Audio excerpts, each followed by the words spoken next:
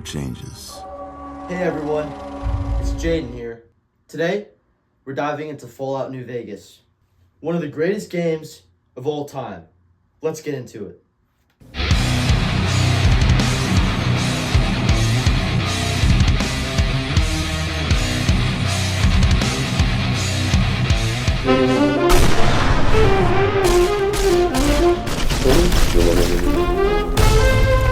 Fallout New Vegas is pure freedom in video game form. You can literally do almost anything you want in the Mojave. See someone you don't like the look of? Blow them away. No quest markers, no hand holding, just you and your trigger finger. You can play as a noble hero trying to bring peace, a ruthless tyrant carving out your own empire, or anything in between. You choose who lives, who dies, and who gets to rule the Strip. Every single decision feels like it actually matters. And that level of player agency turns the game into something that feels way bigger than just pixels on a screen. You're not following a scripted hero, you're living in the wasteland, making your own legend.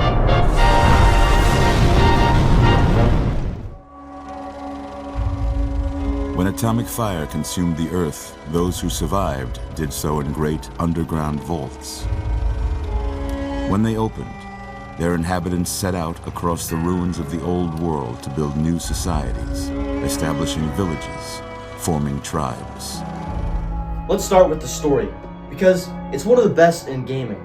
You play as a courier who gets ambushed at the very beginning and takes a bullet straight to the head from a smooth-talking guy in a checkered suit named Benny, voiced by Matthew Perry in one of his coolest roles. Fallout is just bigger and smarter than any game I've played before. There's just amazing amounts of things to do, and I like the idea that you can, sort of pick what you're going to say to somebody and go on all these quests, and it's just this gigantic world that seems sort of endless. Like I said, baby, all Benny needs is a stealth boy and a bobby pin. He stands over your shallow grave, lights a cigarette, and drops that iconic line. Truth is, the game was rigged from the start. Then you wake up, patched up by Doc Mitchell and Good Springs, and the entire Mojave Desert opens up in front of you. The main plot is about who gets to control New Vegas and the massive Hoover Dam that powers it, but that's just the tip of the iceberg. There are dozens of deep, branching side stories, some heartbreaking, some hilarious, and some downright dark, and every one of them feels personal. You'll get invested in the fates of tiny towns, old friends, bitter enemies, and even a few robots with more personality than most humans.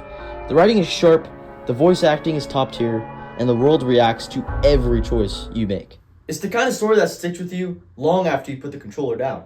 By the way, did I mention that there are around a lot of endings in this game? What? There are just so many combinations of different endings depending on your choices throughout the game. There are also a plethora of factions to choose from, but we'll get into that later.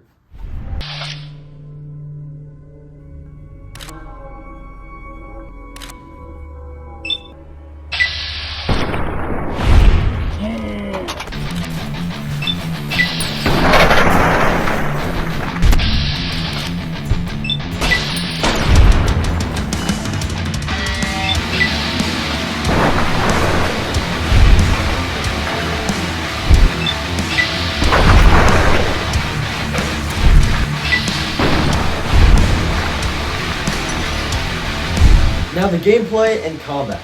This is where New Vegas really shines and improves on everything that came before it. The shooting feels weighty and satisfying. You've got a huge arsenal. Revolvers that feel like classical Western six-shooters, shotguns that clear rooms, sniper rifles for picking off threats from a mile away, and even energy weapons and explosives if you want to go full mad scientist. And then there's VATS, V-A-T-S, the Vault-Tec Assisted Targeting System.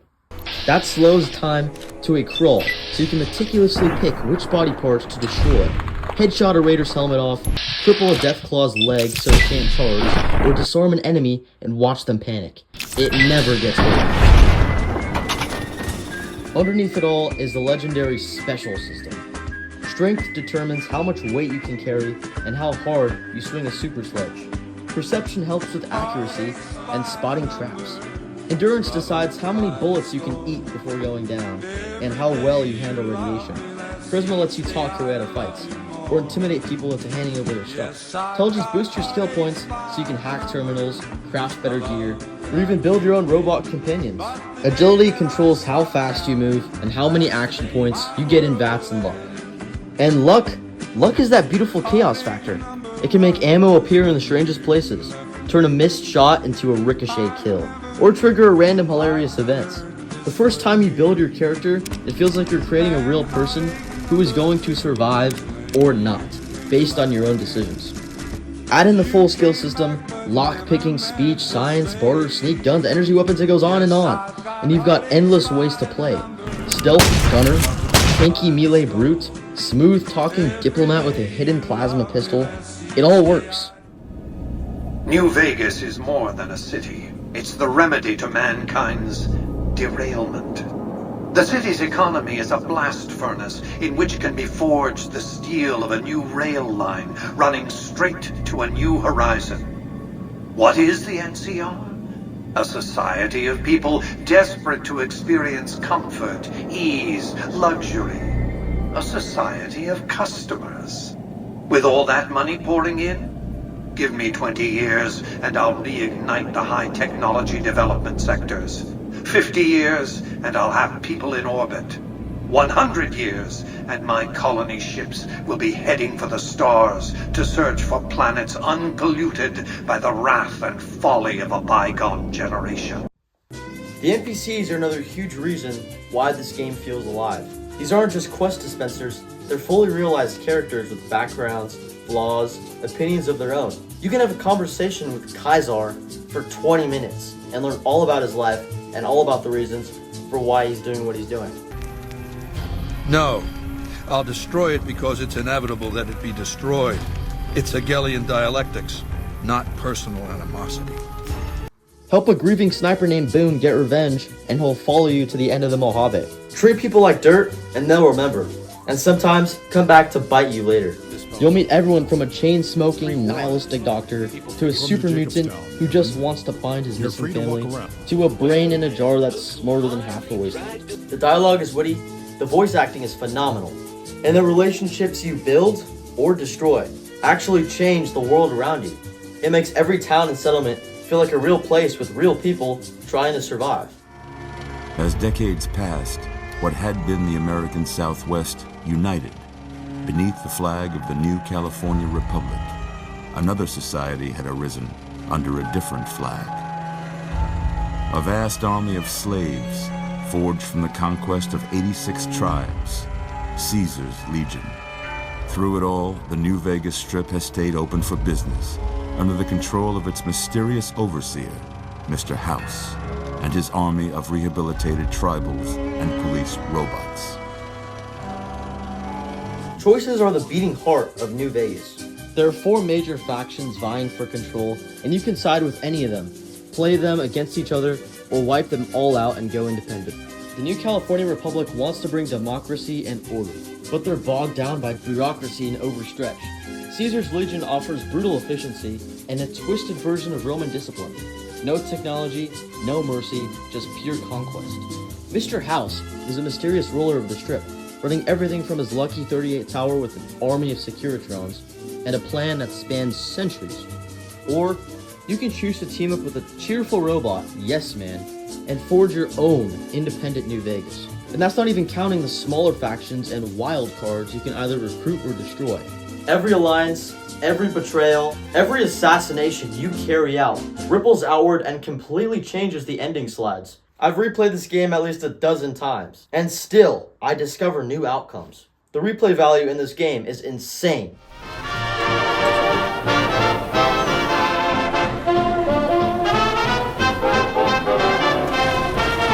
The world itself is a character. The Mojave wasteland is vast, dangerous, and beautiful in its own broken way. Endless deserts, abandoned towns, radioactive craters, giant mutated creatures, and hidden bunkers full of pre-war secrets. But when you actually finally walk down the strip at night, man, the neon lights, the clinking slot machines, everything, the gang violence in the shadows, it all feels alive. New Vegas is this glittering oasis and hope in the middle of this hell. And it's one of the most memorable locations of gaming. And I have to shout out the radio again because the songs are so good. Whether you're wandering the desert here in Big Iron and To suddenly the feeling town like the of fastest gun in the Opry, West, you rode a or straight- cruising the strip and Dean Martin's Ain't That a Kick in the Hand blasting, or getting emotional with Johnny Guitar, the soundtrack perfectly captures the tone of every single second you spend in the Mojave. It's not just background music, it's part of the experience. Listen. Do what I say. Refuse, try and run, disobey me. That collar on your neck will go off and take your head with it. I have been baptized twice. Once in water, once in flame. We have been waiting for you. Long have we watched. Why didn't I take the job? You, courier. You were the reason. And we can't talk about New Vegas without the DLCs, because they're all fantastic and add even more depth. Dead Money locks you in the cursed Sierra Madre casino, surrounded by toxic clouds and hologram killers. It's a tense, claustrophobic environment, and a survival story about greed that will test everything you've learned. I'll let all of you go. I pray for the safety of all good people who come to Zion. But we can't expect God to do all the work. Honest Hearts drops you into the breathtaking Zion Canyon with warning tribes and a story about faith, redemption, and violence that hits surprisingly hard.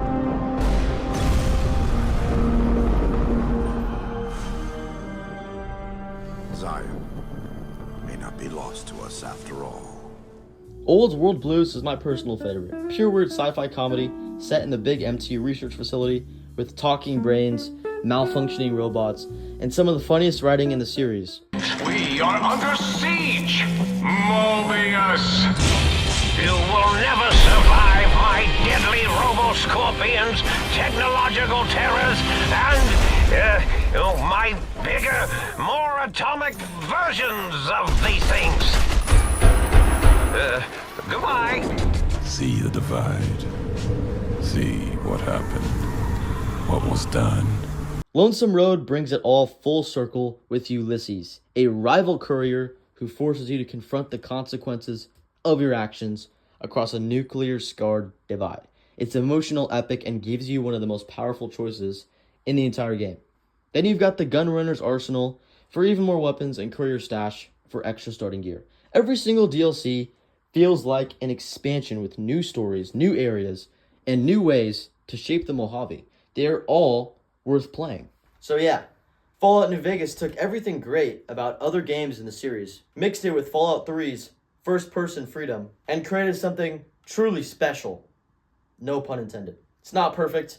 You'll run into the occasional bug or janky animation, but the freedom, the writing, the world, the choices, and the incredible sense that your actions actually matter make it one of the greatest games ever made.